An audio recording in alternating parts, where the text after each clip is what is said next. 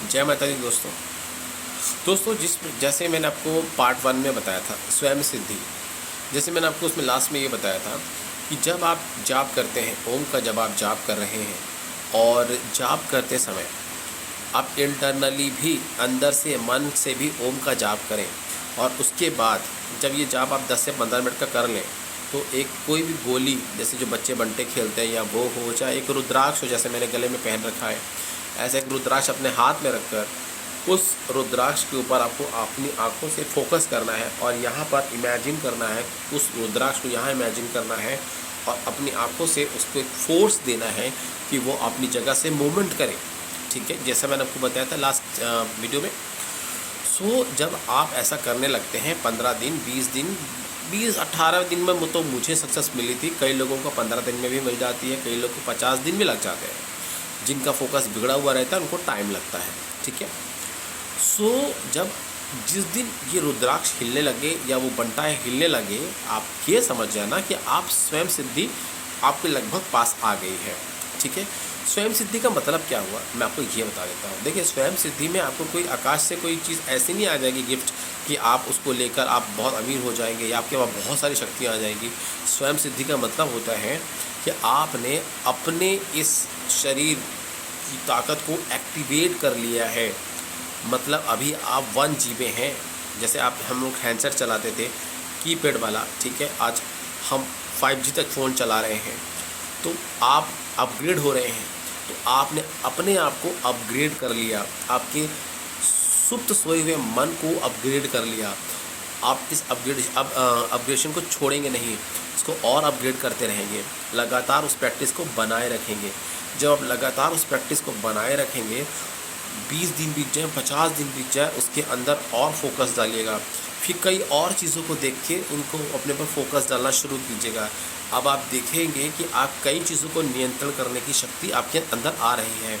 जब आप ऐसा देखें तो आप ये समझ जाना कि जब अपने आप मन में कोई भी सोचोगे वो नियंत्रण होने लग जाएगी।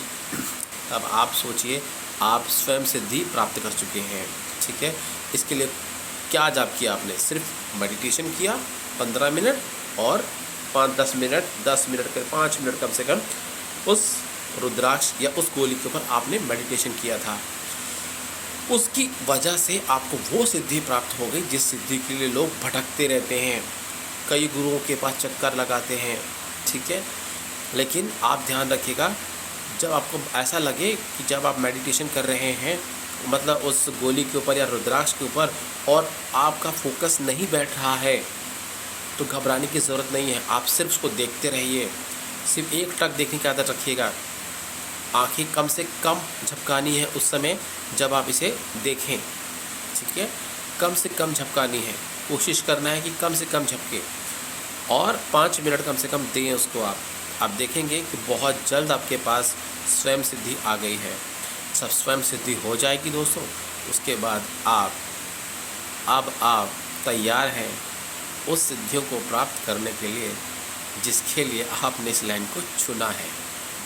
ठीक है, क्योंकि जब आपका मस्तिष्क तैयार हो जाता है, एक हाईटेक ब्रेन तैयार हो जाता है, एक हाईटेक सिग्नल कैच करने के लिए, आपके जितने भी यहाँ से, ये देखिए, एक चक्र मैंने यहाँ बताया था, एक यहाँ, एक यहाँ, एक छाती में, एक नाभि से 4 उंगली ऊपर, एक नाभि के 2 उंगली ऊपर और एक लिंग से 2 उंगली ऊपर। ठीक है, ये सारे चक्र जब एक्टिवेट हो जाते हैं, ठीक है, और उसके साथ आपका सबकॉन्शियस माइंड आपका सपोर्ट में आ जाता है, उसको शक्तियाँ प्राप्त हो जाती हैं, तब आप वो प्राप्त करने की चेष्टा कर सकते हैं जिसकी आपने इच्छा रखकर इस लाइन में कदम रखा।